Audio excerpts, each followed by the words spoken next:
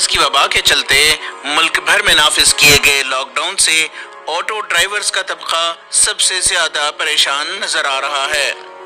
शहर बेंगलोर में कमोबेश 1.5 लाख ऑटो ड्राइवर्स हैं जो इस लॉकडाउन से निहायत मजबूरी के हालात में अपने अय्याम गुजार रहे हैं और इन हालात में Bengaluru auto dealers and drivers association आगे आया और इन मजबूर मजदूरों को रेशन तकसीम करने का एहतमाम कर रहा है। 1.5 लाख आदमी उसको डिपेंडेंट एक आदमी कमा को 6 आदमी खाने का हाल है। ये सब बेंगलुरु में ऑटो रिक्शा ड्राइवर का हमें एक ड्राइवर को 10 रोज का खाना होने का 14 आइटम दे रहा था। ऐसा 2000 आदमी को 200 एक एक तंत्र में रिलीज कर रहा।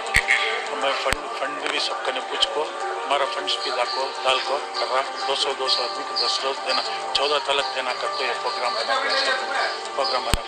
कितने लोगों को देंगे आप? 2000 आदमी को देता सब टोटल प्रोग्राम 2000 आदमी को उसका घर को पहुंचाता सब। हमारा डीलर है बेंगलुरु में फुल 200 डीलर उसको सब हमें मेंबरशिप बना कोई ड्राइवर को देखो।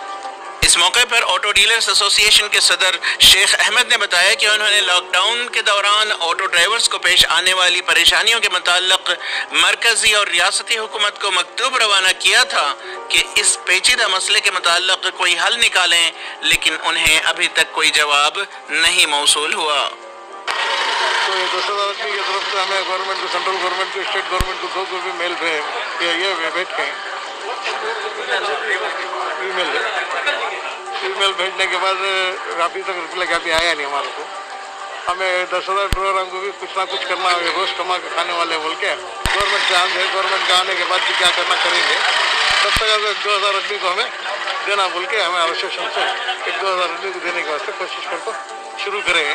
ऑटो ड्राइवर्स चैरिटेबल ट्रस्ट के ज़ेर तमाम तकरीबन 2000 ऑटो ड्राइवर्स को ये राशन किट जो खाने पीने की अशिया हैं ये तकसीम करने का जो प्रोग्राम आज मुनक़िद किया है ये बहुत अच्छी खिदमत हैं।